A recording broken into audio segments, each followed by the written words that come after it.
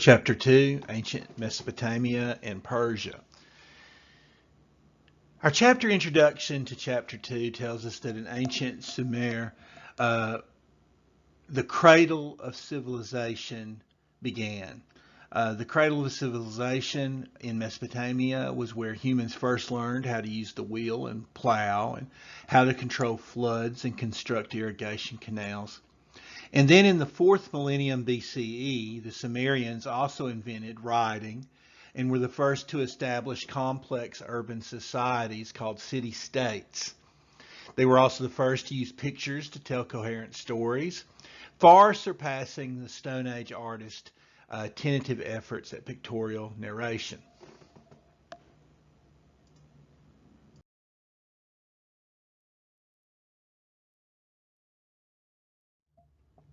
Here we have the Warka vase, which was found within the Inanna temple complex at Uruk. Uruk would be located today in modern Warka in Iraq. And this vase is the first great work of narrative relief sculpture that we have. Its depiction of religious ceremony honoring Inanna incorporates all of the pictorial conventions that would dominate narrative art for the next 3,000 years. As you can see, the artist divides the pictorial field into 3 friezes, which are these kind of relief passages on the vase. If you aren't familiar, friezes are a relief depiction is that it kind of comes off the surface of the vase. A good example of relief, a relief sculpture that you guys all have carrying around in your pocket would be a quarter or a coin where the face kind of comes off the surface. It's a relief sculpture.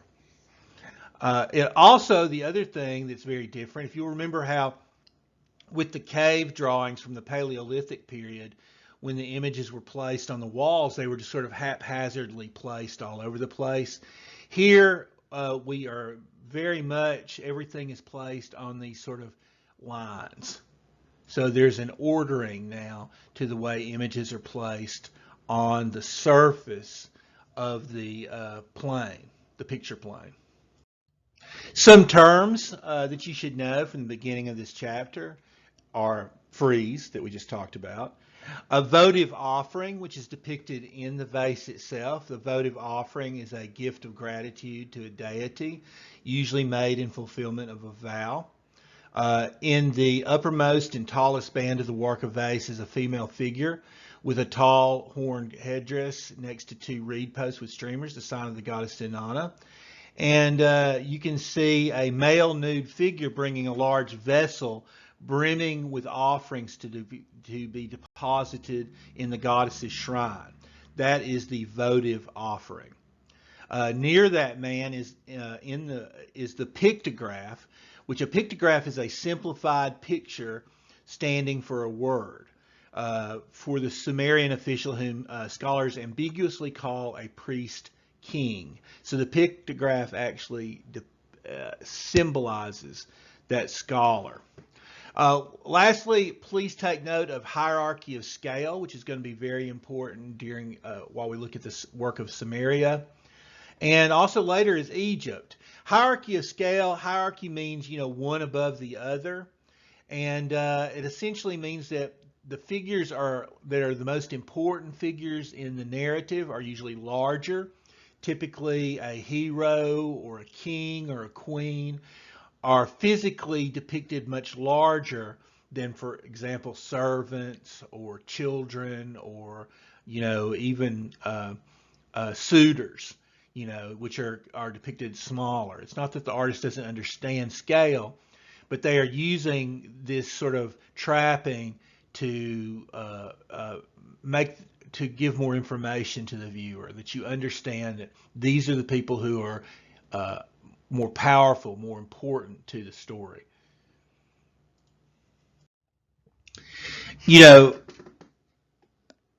We sort of talked about this a little bit in chapter 1, but as we move into the Neolithic period, people stopped hunting and gathering. They began to kind of clump together in groups. They gave up this sort of dangerous life of the hunter-gatherer and really began to move toward the more predictable and stable life of the farmer and herder. This change in human society is so significant that historians have dubbed it the Neolithic Revolution. This sort of fundamental change in the nature of daily life would first appear in Mesopotamia, which is the Greek word for the land between the Tigris and Euphrates rivers. And so here you have the Tigris, right? And then here you have the Euphrates. And so, this whole area sort of between and directly sort of around the Tigris and Euphrates would become, the area of the first, areas of civilization. Why, you might ask? Well, obviously the reason they would congregate around rivers would be because that's where life is. That's where animals come to drink. That's where the fish are. So it would be a place you could easily provide food. The water could plants would grow around easily, the water sources. So just for the sustenance of food, it was important. But beyond that, it was also important for trade. As these civilizations grew larger, being able to move goods and things up and down the river allowed for great trade. With trade came new ways of thinking. People would travel from distant areas and bring their new ideas, their new beliefs to these cities along the Tigris and Euphrates. These ideas would be absorbed into these communities, and therefore the communities would evolve at a quicker pace. So the location was incredibly important to the evolution of these communities into larger and larger ports of call. One of the greatest preserved examples of early Sumerian temple architecture is the 5,000-year-old White Temple at Uruk, a city that in the late 4th millennium BCE was about 500 acres in size and had a population of around 40,000. So if you compare that to Jericho, which only had a population of around 2,000, you can see how much these sort of groups of people have evolved in that period of time. Usually only the foundations of these early Mesopotamian temples remain, but the White Temple is very much an exception. The Sumerian builders did not have easy access to stone quarries and instead formed mud bricks for the superstructures of the temples and other buildings. Mud brick is a durable building material, but unlike stone, it deteriorates with exposure to water. Almost all of the Sumerian mud brick structures have eroded over the course of time, but nonetheless, they did erect towering works such as the Uruk Temple several centuries before the Egyptians built their famous stone pyramids. These sort of grandiose shrines were constructed when stone was unavailable, and therefore says a great deal about the Sumerians' desire to provide inspiring settings for the worship of their deities. Here you have an artist's rendering of what the temple probably originally looked like. It was probably dedicated to Anu, who is the sky god, and its proportions were roughly around 61 by 16 feet. The White Temple itself had several chambers. The central hall, or the cella, was the divinity's room and housed a stepped altar. The Sumerians referred to their temples as waiting rooms, a reflection of the belief that the deity would descend from the heavens to appear before the priest in the cella. This would continue on into the Greek period. The Greek, like for example, the Parthenon on top of the Acropolis. There was a huge image of Athena that was created inside the main temple there in the Parthenon. But they believed that the spirit of Athena could occasionally enter the statue and, you can therefore be there, the presence. The Sumerians, on the other hand, left the room largely empty, believing that the spirit of their gods, particularly Anu, could come down and exist in that space. We don't know for sure, but we believe that the actual roof of the temple of Anu was open to allow easy access for the god of the sky. Now, this is a female head. Perhaps it is Inanna herself from the Inanna temple complex in Uruk. There's a couple of things to note about this head, is that this was actually, stone was very rare and hard to come by, particularly stone of a quality that could be carved. And so it actually has these sort of fastened places. We can't see this here. This was actually probably originally connected to a wooden body. And then this groove that you see in the top, a wig, was attached to that. So she would have like real hair. Eyes, like we've said earlier, had precious stones or shell.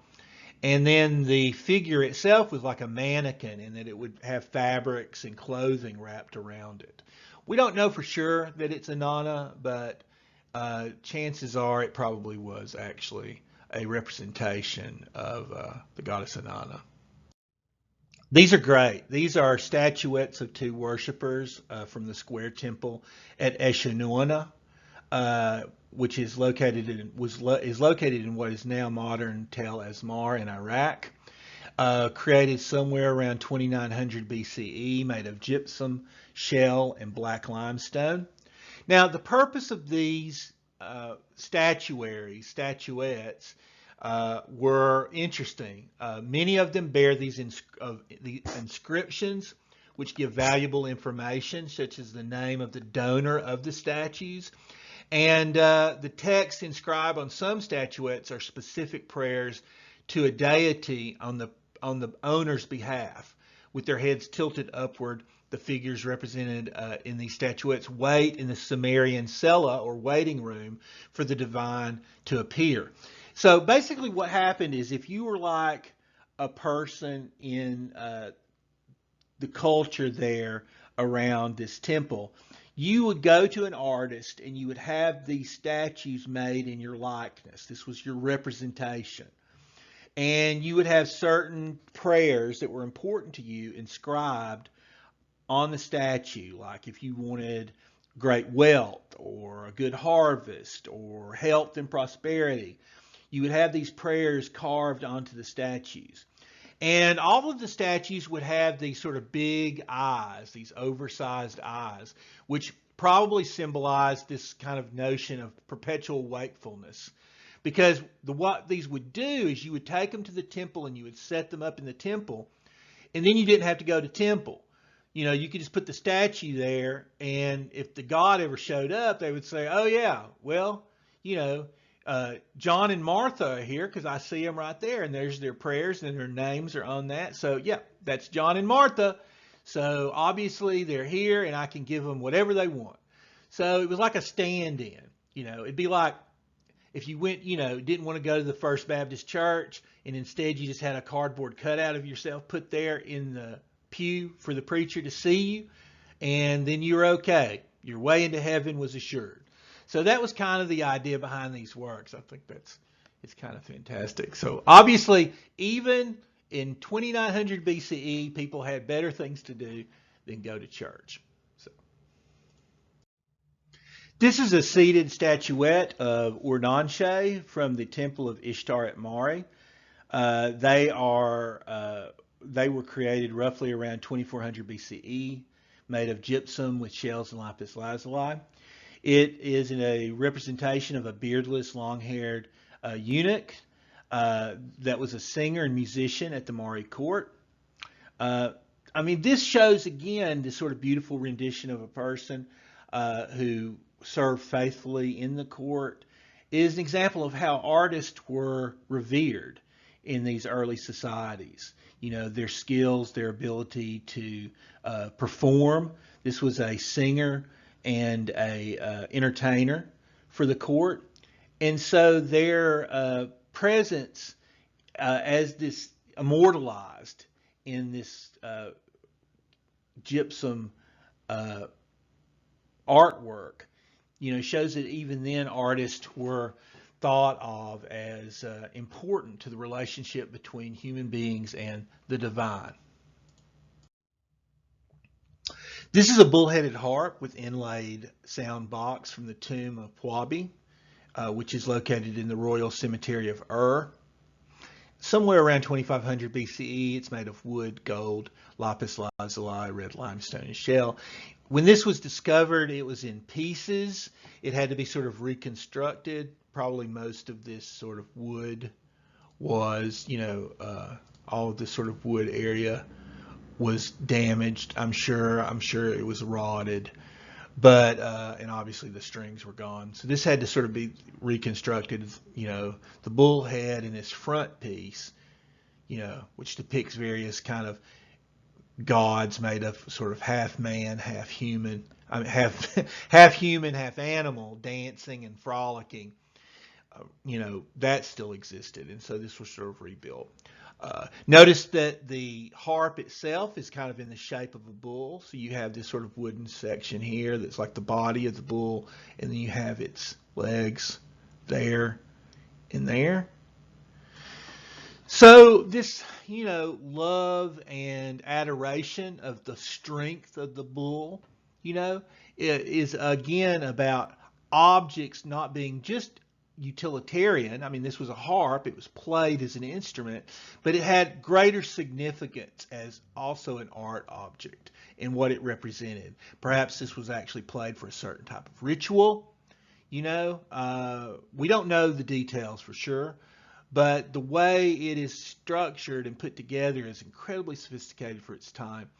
And also shows how utilitarian objects are now being made that are not just for to do mundane tasks, that they represent something more than what is obvious. As I said earlier, we have the beginnings of records of written language, and therefore history truly does begin at this point. Prehistory is all about no text, no written language. Now we have written language. So therefore, we have actually entered into the period of recorded history. This is a great seal. A seal basically would be a way to sign a document, and you would essentially place a bit of wax, a big gob of wax, down on a surface, and then you would roll this seal. The seal is actually, we're only seeing it from the side, but it's actually shaped like a cylinder, right? And so then you have like all the figures drawn around the cylinder. And so when you roll it, it's kind of like playing with Play-Doh, right? You roll it across the surface of the wax and it creates this image, which would represent the heritage of the ruler. It would symbolize that particular ruler, that particular house. So this is, the form of, finally we have sort of legal documents, right? The world is changing. This marks the beginning of the third dynasty of Ur. Around 2150 BCE, this sort of mountain people, the Gutians, brought an end to the Akkadian power. The cities of Sumer, however, soon united in response to that alien presence and drove the Gutians out of Mesopotamia and established a Neo-Sumerian state ruled by the kings of Ur. Historians call this period the Neo-Sumerian Age, or the third dynasty of Ur.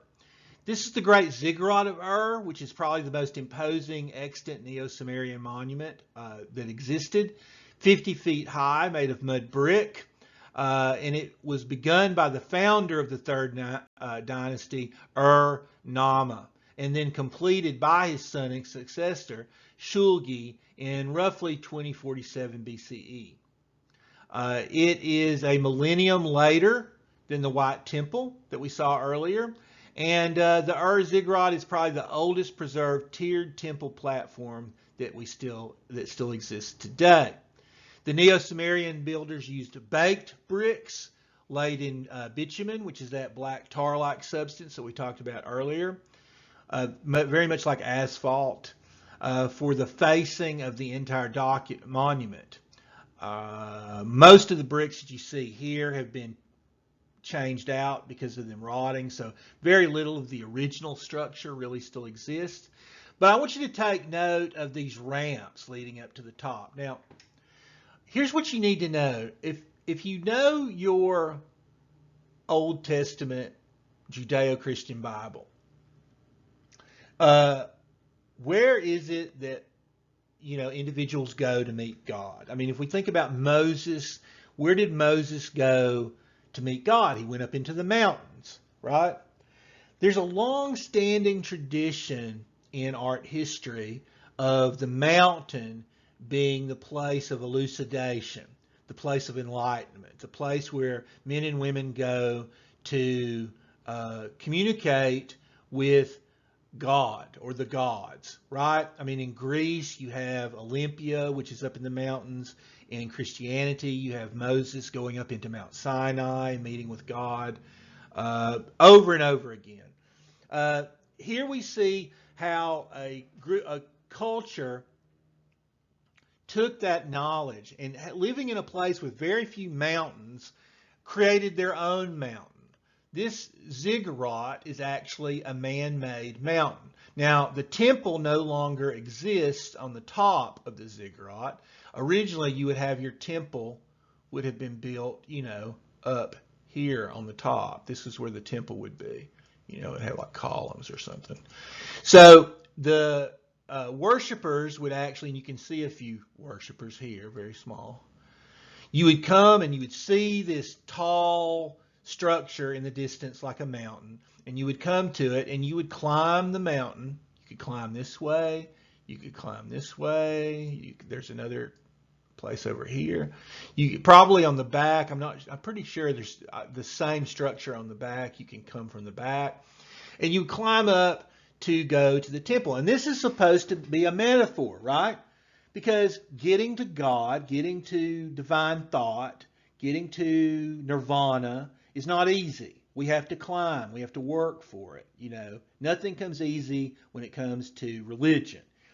And so just by making the worshipers, the believers, have to climb this ramp to get to the top, it is literally making the believer feel tired, feel a little winded. So by the time you get to the top, you feel like you've accomplished something. In much the same way, someone who dedicates their life to a religious way of thinking feels a certain satisfaction, I suppose, when they move off into whatever afterlife awaits them. So that's kind of the idea behind this sort of building of these temples in this way, right? They don't just build a church down on the ground and open the doors for people to come in. They want you to feel like you've had to work for it a little bit. So of all of these sort of preserved sculptures that still exist from the Third Dynasty, the most notable and the most numerous are those portraying Gudea, who is the Enzi of Lagash around 2100 BCE. And the statues of him show him being either seated or standing, hands usually clasped, head shaven, sometimes wearing a brimmed sheepskin hat, and always dressed in a long garment that leaves one shoulder and arm exposed. He has a very youthful face with large arching herringbone patterned eyebrows. And almost all of his portraits are of polished diorite, which is a very rare and costly dark stone that had to be imported from present-day Oman. Diorite is also very hard and difficult to carve. The hardness is probably why we have so many of these sculptures still today. The statue is made neither of silver, nor from lapis lazuli, nor copper, nor tin, nor bronze, nor of diorite, which is an inscription on one of his statues. Indeed, the inscriptions on Gudea's portraits furnish a rare, explicit record in the 2nd millennium BCE of earlier or a patron's motivations for commissioning artworks. Now, the one thing that is very important about this is showing him holding this sort of overflowing water jar. This was a community of the desert, and so very much as the Freeman and Dune would attest, water is life. And so therefore, overflowing water represented prosperity. So by showing him with this overflowing water, he's showing that he is bringing prosperity to the people of Lagash. Normally, only in art, in Mesopotamian art, it would be only gods and goddesses that would be shown doing this. So it was, really showed how powerful this individual, this man was, this patron of the arts, that he could actually say, not only the gods can give you water, but I too can. A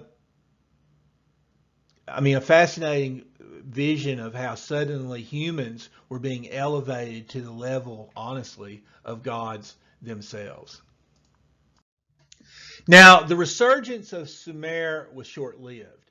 The last of the kings of the third dynasty of Ur would fall at the hands of the Elamites, who ruled the territory east of the Tigris. And then in the following 2 centuries, the traditional Mesopotamian political pattern of several independent city-states would exist side by side. One of those city-states was Mari, which was home of Ur-Namshi in the 3rd millennium and ruled by Zimri-Lin. Then another was Babylon, Babylon the Great, the probable provenance of one of the most fascinating surviving Mesopotamian artworks, the plaque acquired by the British Museum in 2003, called the Queen of Night. Now, this is that plaque, created sometime around 1800 to 1700 BCE. We don't know the identity of this goddess, but we do know just by looking at her that she is sensuous. She's a composite creature with wings on her back and talons for her feet. She stands on 2 lions' backs and is flanked by owls. Again, we don't know who she is, but obviously she would become the archetype of so many demigods, goddesses, from the harpies to angels. Artists would look to this image and be inspired to create these new types of manufactured ideas, creatures of the imagination. This is another incredibly important object from the history, not just of art, but of politics. This is the stela with the laws of Hammurabi.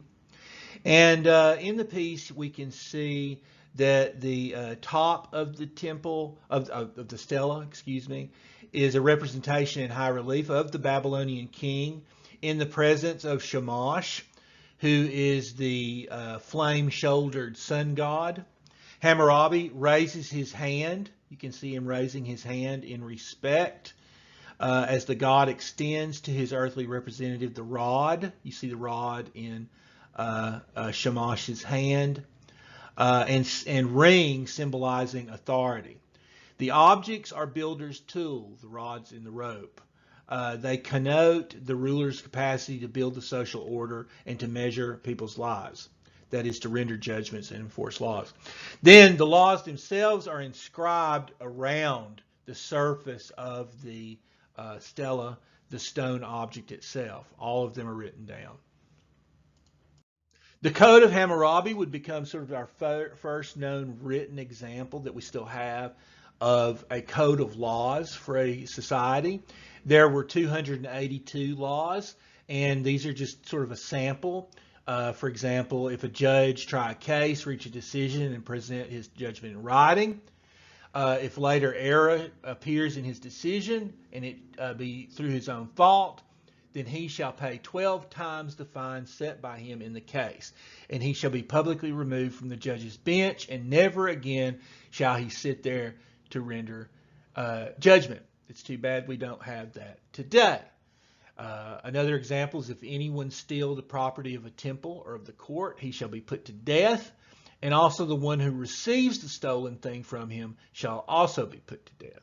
So these were very strict codes of living, and it was a way that large groups of people could live together and live together relatively peacefully. If everyone knew the laws and everyone had to abide by the same laws, no one could easily they could break those laws, but not as easily break those laws. And therefore, social order could be placed on the community. As we move forward and get to the latest period of Mesopotamia, this would be called Neo-Babylonia.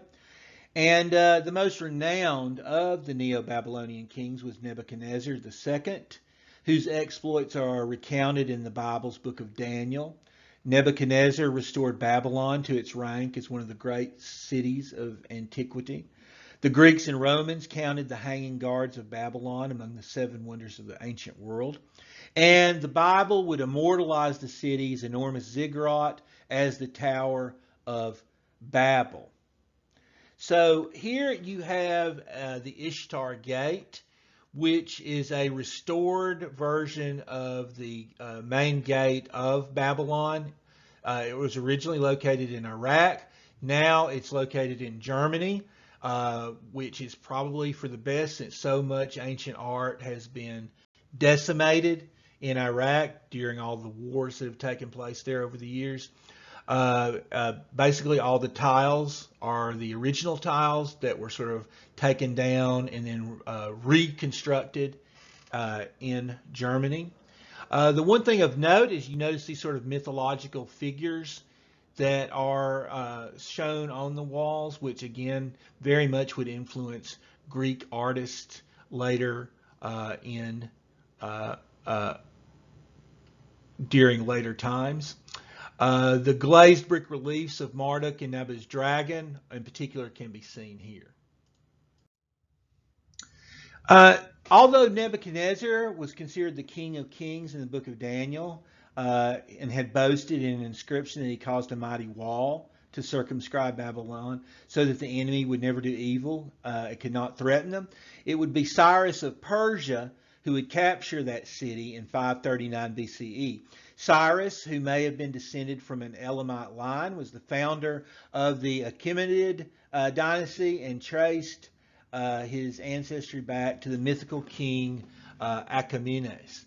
Here we have a map, again, to kind of show you where in the world that we are looking, and what would become the Persian Empire is ruled by Cyrus the Great. Babylon was but one of the Achaemenids' conquest. Egypt would fall to them in 525 BCE, and by 480 BCE they boasted the largest empire that the world had ever known, extending from the Indus River in South Asia to the Danube River in northeastern Europe. If the Greeks had not succeeded in turning back the Persians in 479 BCE, they would have taken control of southeastern Europe as well. The Achaemenid line ended with the death of Darius III in 330 BCE after his defeat at the hands of Alexander the Great. In this picture, we're looking at an aerial view of the palace. It is a heavily fortified complex of royal buildings on a high plateau at Persepolis, which included extensive sculpted friezes that you can see, and a royal audience hall or appanada with 36 colossal columns.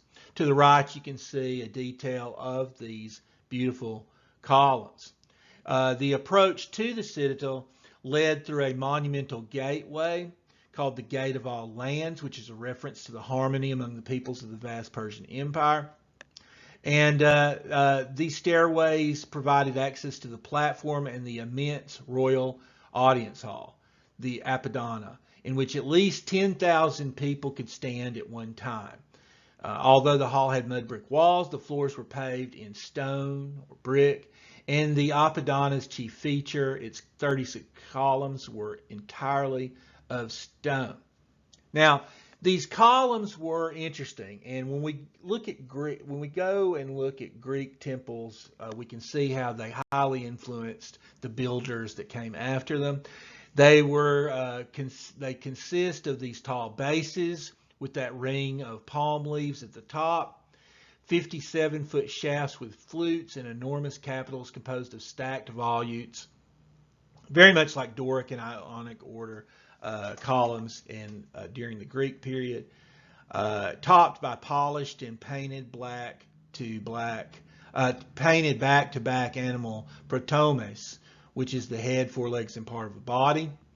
Similar columns in capitals filled the Apadana of Darius I's palace at Susa.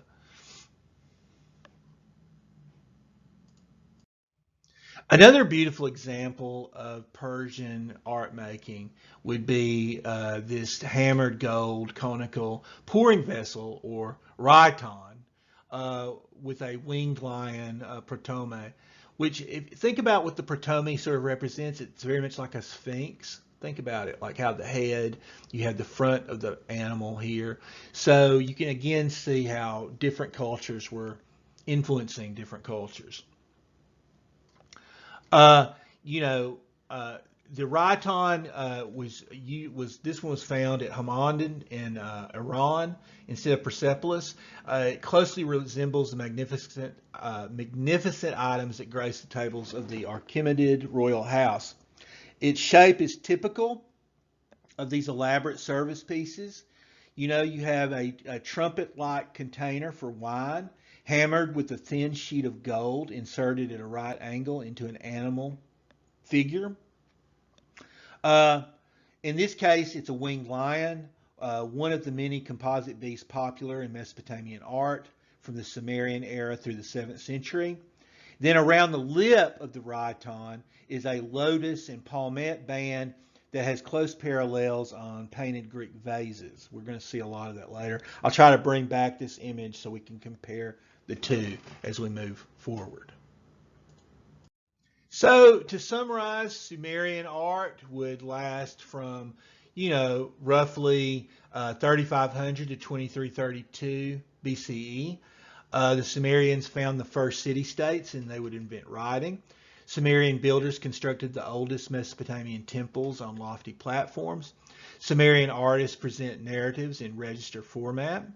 Later, we would go around 2150 to 1600 BC, and we would have the Neo-Sumerian and Babylonian period. The Neo-Sumerian builders erected the largest ziggurat at Ur. The Gudea of Lagash rebuilds temples and commissions portraits. The Babylon king Hammurabi sets up a stela to record his laws. And then, as we move on to the Achaemenid period, you had Nebuchadnezzar II, who rebuilds Babylon, which was the home of the ziggurat called the Tower of Babel. And the Achaemenids built a large palace complex at Persepolis. And then later on, you would have Cyrus the Great, who would bring Persia, create probably one of the greatest empires until the invent of the Holy Roman Empire. So that's the end of chapter 2. We will continue next time. And, again, just remember, and please just pay attention to how we see culture evolving, how certain things are left behind and certain things continue. Writing, certain forms of art making, certain forms of architecture, post and lintel structures, the use of certain kinds of stone. It's continuously carried forward to the next major civilization. Each civilization absorbs things from the past civilization. Sometimes not all the greatest things are taken. Sometimes some of the worst things are taken. But it still continues to roll forward down the great pathway of time. Thank you.